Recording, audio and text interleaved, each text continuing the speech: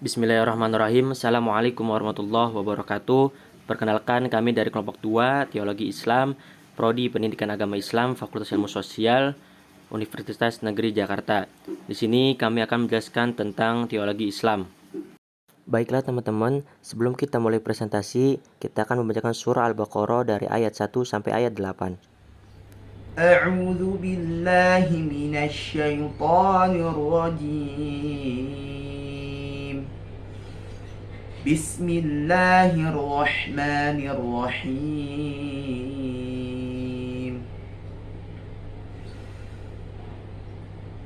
ألف لام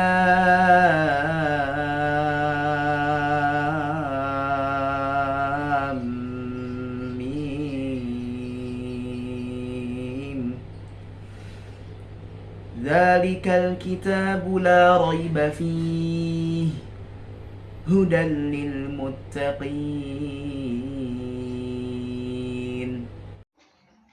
الذين يؤمنون بالغيب ويقيمون الصلاة ومما رزقناهم ينفقون والذين يؤمنون بما أنزل إليك وما أنزل من قبلك وبالآخرة هم يوقنون أولئك على هدى من ربهم وأولئك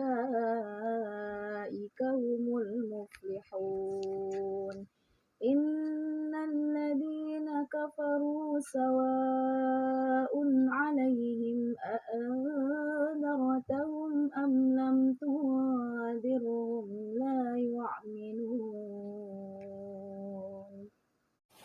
Khatamallahu ala qulubihim wa ala sam'ihim wa ala absarihim ghishawatu wa lahum azabun azim.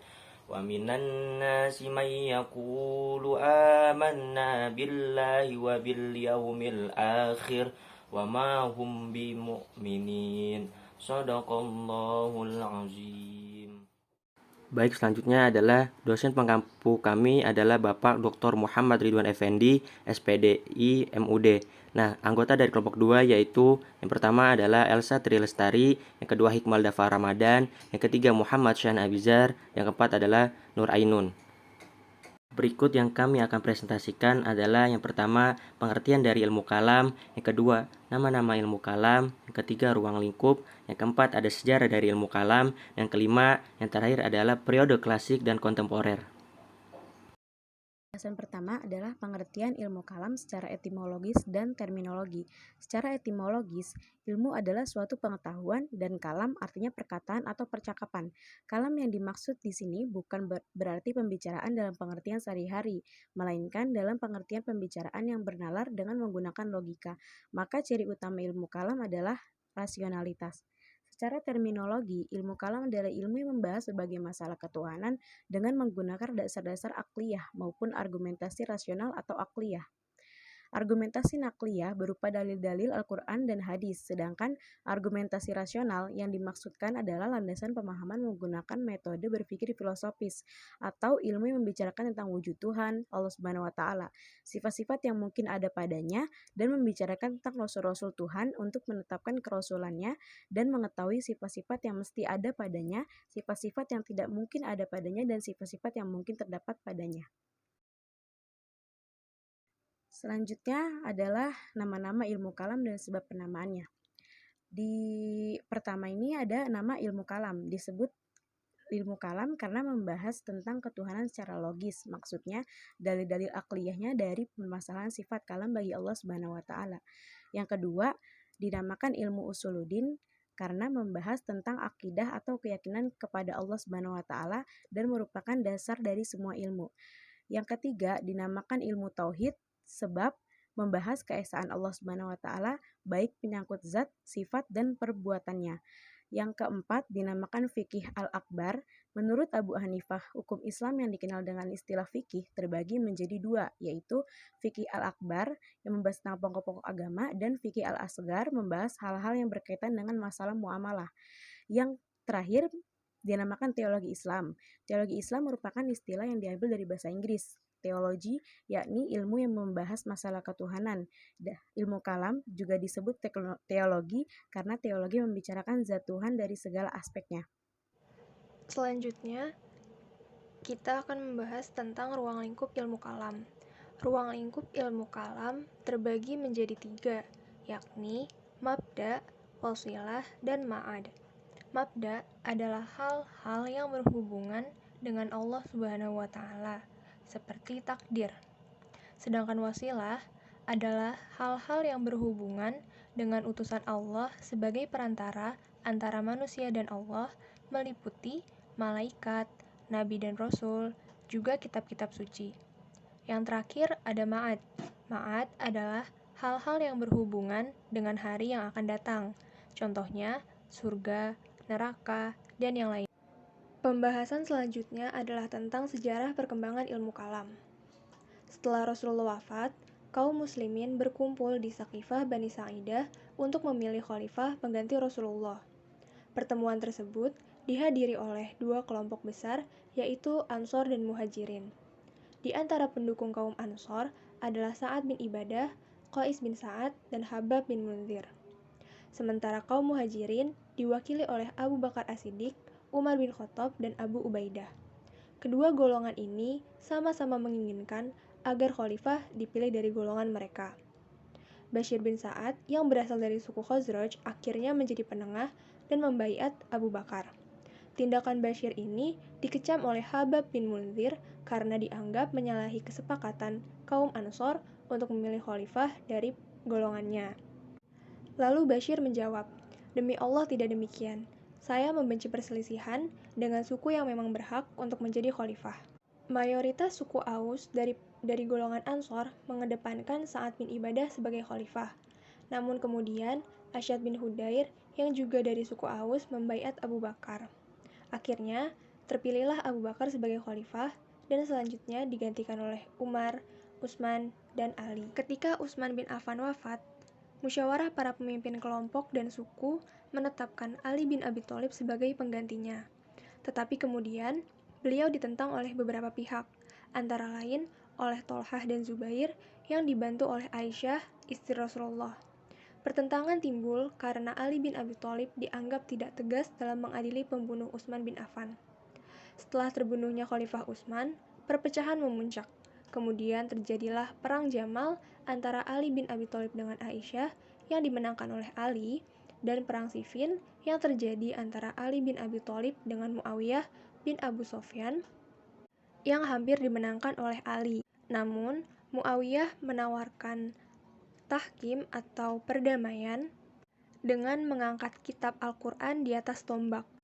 Dalam peristiwa tahkim ini, pihak Ali diwakili oleh Abu Musa al-Asy'ari dan pihak Muawiyah diwakili oleh Amr bin As. Namun ternyata tahkim ini berujung dengan kericuhan yang disebabkan oleh Amr bin As yang mengakibatkan Khalifah Ali mundur dan digantikan oleh Muawiyah. Pendukung Ali bin Abi Thalib disebut dengan golongan Syiah. Dan pada kenyataannya, tidak semua pengikut Ali menyetujui peristiwa tahkim. Mereka menganggap tahkim hanyalah sekedar makar politik Muawiyah bin Abu Sufyan.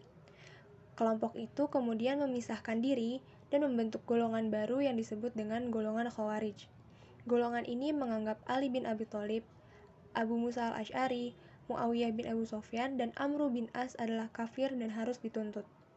Konsep kafir yang dianut oleh Khawarij akhirnya berkembang menjadi paham bahwa orang yang berbuat dosa pun harus dianggap kafir. Dari peristiwa Perang Siffin tersebut, timbul berbagai aliran di kalangan umat Islam. Masing-masing kelompok juga terpecah belah menjadi banyak, yaitu 3 golongan, yakni golongan Khawarij yang keluar karena ketidaksepakatan terhadap keputusan Ali bin Abi Thalib yang menerima tahkim. Ada golongan Murji'ah, yaitu orang-orang yang menunda penjelasan kedudukan seseorang yang bersengketa, yakni Ali dan Muawiyah serta pasukannya masing-masing ke hari kiamat kelak. Dan golongan ketiga, yaitu Syiah, adalah orang-orang yang tetap mencintai Ali dan keluarganya. Setelah peristiwa tahkim dan masa pemerintahan dinasti Umayyah dan dinasti Abbasiyah, timbul berbagai aliran teologi seperti Murji'ah, Qadariyah, Jabariyah, dan Mu'tazilah. Kemudian, lahirlah Imam Abu Mansur Al-Maturidi yang berusaha menolak golongan yang berakidah batil. Mereka membentuk golongan Maturidiyah. Lalu muncul pula Abu Hasan Al-Asy'ari yang telah keluar dari kelompok Mu'tazilah dan menjelaskan asas-asas pegangan barunya yang bersesuaian dengan para ulama dari kalangan fuqaha dan ahli hadis. Dia dan pengikutnya dikenal sebagai aliran Asy'ariyah dan kemudian dikenal dengan Ahlus Sunnah wal Jamaah atau Sunni. Baik, selanjutnya adalah ilmu kalam klasik. Nah, di sini ilmu kalam klasik adalah teologi Islam klasik yang lebih cenderung kepada pembahasan tentang teosentris atau ketuhanan yang menjadi pokok pembahasannya. Nah, selanjutnya pemikiran Islam menurut ilmu kalam dibagi menjadi 4, yaitu ada yang pertama adalah masalah kebebasan berkehendak, yang kedua masalah sifat Allah, yang ketiga batas iman dan perbuatan. Nah, yang terakhir adalah perselisihan antara akal dan wahyu. Nah, selanjutnya macam-macam aliran kalam klasik. Yang pertama ada aliran Khawarij, selanjutnya aliran Murji'ah, yang ketiga ada aliran Syiah, yang keempat ada aliran Mu'tazilah, yang selanjutnya ada aliran Qadariyah, yang selanjutnya ada aliran Jabariyah, dan terakhir adalah aliran Ahlus Sunnah wal Jamaah. Selanjutnya, saya akan memaparkan pada pembahasan poin ilmu kalam aliran kontemporer. Pada definisi, ada 2 macam makna, yakni makna secara bahasa atau etimologi dan makna secara istilah atau terminologi. Secara bahasa atau etimologi, aliran dapat didefinisikan berdasarkan KBBI atau Kamus Besar Bahasa Indonesia yang berarti haluan, pendapat, dan paham. Sedangkan makna bahasa atau etimologi kontemporer adalah pada waktu yang sama, semasa, sewaktu, pada masa kini, dan dewasa ini. Sedangkan makna secara istilah atau terminologi dari teologi kontemporer adalah upaya menjawab konteks sosial yang ada dan bentuknya praktis. Bisa pada teologi pembebasan, lingkungan, humanistik, dan lainnya. Intinya, teologi kontemporer tidak bersifat teoritis, hanya menyajikan langkah praktis perwujudan dari naus atau dalil dalam menghadapi persoalan yang ada atau dihadapinya. Berdasarkan teori tersebut, dapat dipahami bahwa teologi kontemporer berorientasi pada transformasi sosial masyarakat dan melakukan langkah praktis karena perintah naus atau dalil. Berikutnya adalah tokoh-tokoh pemikiran kalam kontemporer.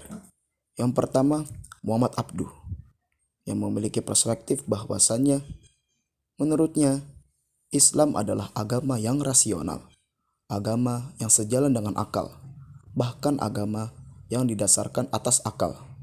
Pemikiran rasional menurutnya adalah jalan untuk memperoleh iman sejati. Yang kedua adalah Said Ahmad Khan, yang memiliki perspektif bahwasanya keyakinan, kekuatan, dan kebebasan akal menjadikan Khan percaya bahwa manusia bebas untuk menentukan kehendak dan melakukan perbuatan. Menurutnya, manusia telah dianugerahi Tuhan berbagai macam daya berpikir berupa akal dan daya fisik untuk merealisasikan kehendaknya.